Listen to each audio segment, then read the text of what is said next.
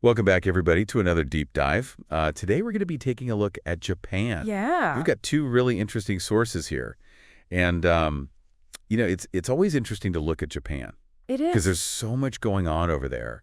And it always seems to be at this kind of crossroads of, Yeah. tradition and modernity and trying to balance those things. And global influence too, right? I mean, Japan is a major player Oh, on the absolutely. world stage. Absolutely. So let's just dive right in.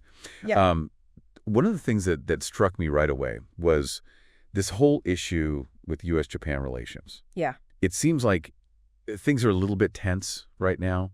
I mean, you've got Prime Minister Ishiba coming out and basically calling out the U.S. Right. for blocking that steel merger, calling it unjust political interference. Which is pretty strong language coming from Japan, right? It is, yeah, I mean, they tend to be a little bit more A diplomatic little more subtle. in their approach. So this seems like a pretty bold move. Yeah, I think it shows how much pressure they're feeling from these U.S. steel and auto tariffs.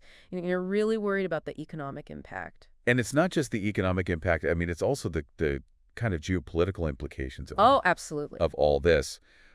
You've got President Trump calling Zelensky a dictator, Right. which has obviously raised a lot of eyebrows in Japan. Makes them question the reliability of the U.S. as an ally. Exactly. And then you've got those Russian naval exercises in the Sea of Japan. Which are seen as a direct response to U.S. actions. I Yeah. mean, it's a bit of a powder keg over there. It is. Yeah, it really is. And Japan's right in the middle of it. Yeah, they're trying to walk this tightrope Yeah. between these major powers. It's like a frame tightrope, too. It's not even a nice, tight, stable tightrope. No, it's definitely a challenge. So let's shift gears a little bit and talk about Japan's economic situation. Okay, Because we've talked in the past about their 2% inflation target. right. And they're still kind of struggling with that despite raising interest rates. They're still hovering around 3% inflation. And now economists are predicting another rate hike to 0.75%.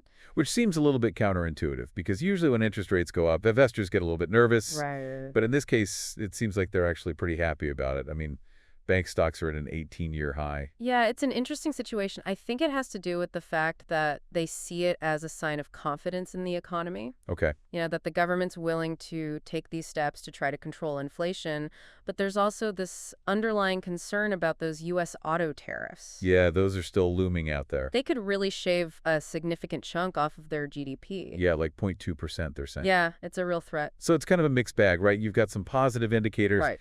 but then you've got these potential threats on the horizon. Absolutely. It's a real economic roller coaster. Yeah, it's a wild ride. And speaking of roller coasters, let's talk about the corporate world in Japan, Okay. because things are getting pretty interesting over there as well. Always are. Remember that whole Honda-Nissan merger saga? Well, it seems like Honda might be circling back for another attempt. Really? So they're not giving up? Not quite. And the timing is interesting. Nissan just had their credit rating downgraded to junk status, Oh, wow. which could make them more vulnerable to a takeover. So what does that junk status actually mean?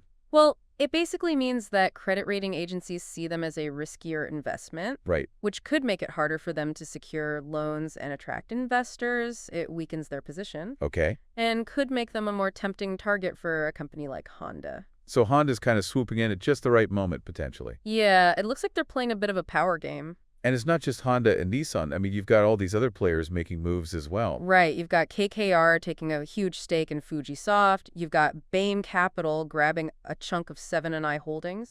Wait, hold on. 7i Holdings. That's the company that owns Denny's Japan. That's right. Wow, I had no idea. That's a curveball. Yeah, it's a big deal. It shows just how active these private equity firms are in Japan right now. Wow. And it's not just limited to Japan either. You've got Mitsui making a big investment in iron ore in Australia, and Suzui is expanding rapidly in India. So it's a global game Oh, that they're absolutely. playing. It's like a giant game of chess. Yeah, strategic maneuvering all over the place. But it's not all about high finance and corporate takeovers, right? I mean, there's a human side to all of this. Right.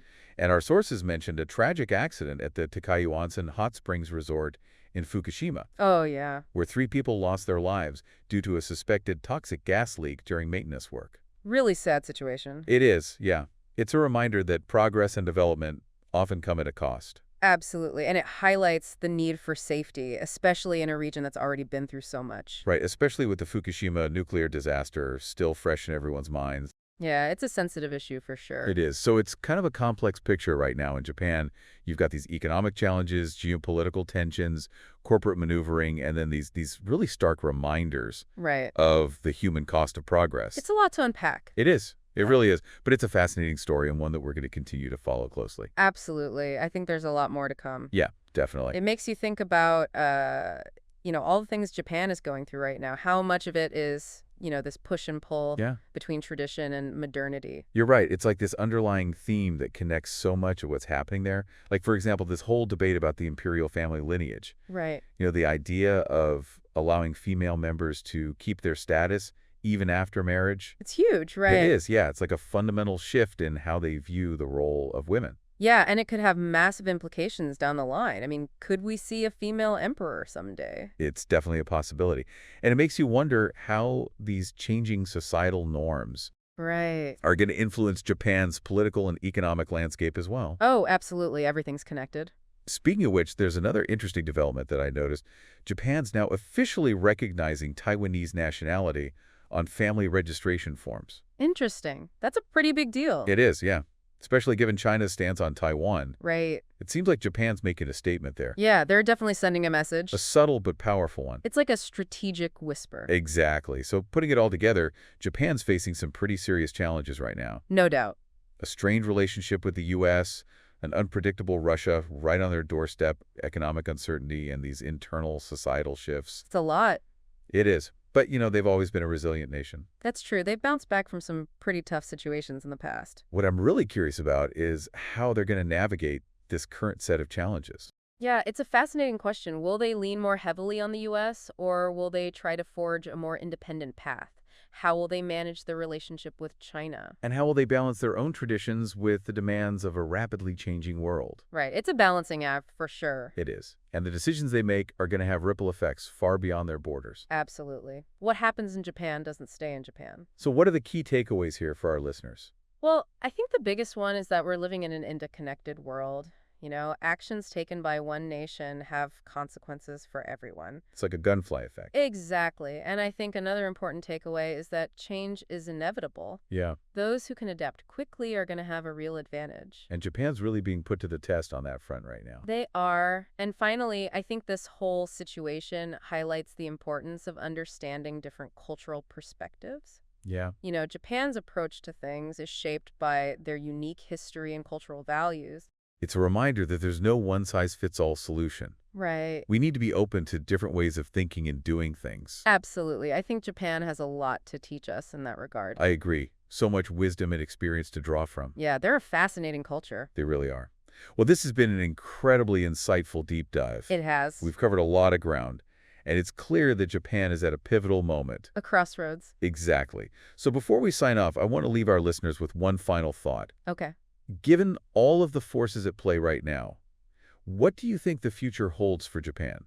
That's a good question. I think it all comes down to how they choose to leverage their strengths. Right. They've got a lot going for them. They do, but they're also facing some serious headwinds. True. But I'm optimistic. I think they've got what it takes to overcome these challenges and come out even stronger. I hope you're right. It would be great to see them thrive. Me too. They do. I mean, think about it. They've got a highly skilled workforce, a reputation for quality and innovation, and a really deep-rooted culture of discipline and hard work.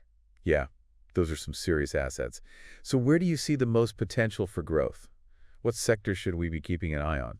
Well, I think the automotive industry is still a major player for them, especially with the rise of electric vehicles and autonomous driving. They could really be a leader in those areas. It's true. We even saw a hint of that with that potential Honda-Nissan merger. Right, exactly. And then beyond automobiles, they've got a strong foundation in robotics and automation. Oh, yeah, for sure. Those are technologies that are only going to become more important in the future. Absolutely. So even with all the economic challenges they're facing, Yeah, they've got the potential to turn things around by focusing on these cutting-edge sectors. I think so. They're not afraid to embrace new technologies, and they're really good at adapting to change. That's a good point.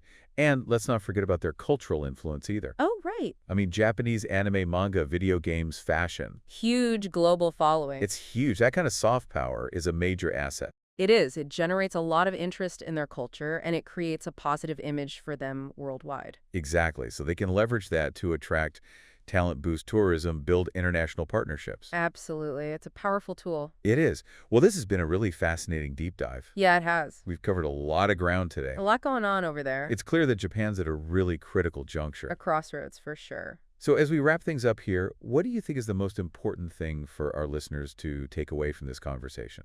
I think the biggest takeaway is that Japan's story is really a reflection of the world we live in today. How so? Well, they're dealing with globalization, technological advancements, cultural shifts, Yeah, all the same forces that are shaping our lives everywhere. that's true. We're all interconnected. Exactly. So by watching how Japan navigates these challenges, I think we can learn a lot about how to navigate them ourselves. That's a great point. It's like a case study for the 21st century. Exactly. And I think another important takeaway is that there's no one right way to approach these things. Right. Different cultures have different values, different strengths, different weaknesses. Yeah, And we need to be open to learning from each other. absolutely. Well said. Well, I think that's a great place to leave it. Yeah, Thanks for joining me on this deep dive. my pleasure. That's all for today. Please don't forget to like, subscribe, and leave a comment. We want to know your opinion in today's topics. For now, stay safe and wait for the next take.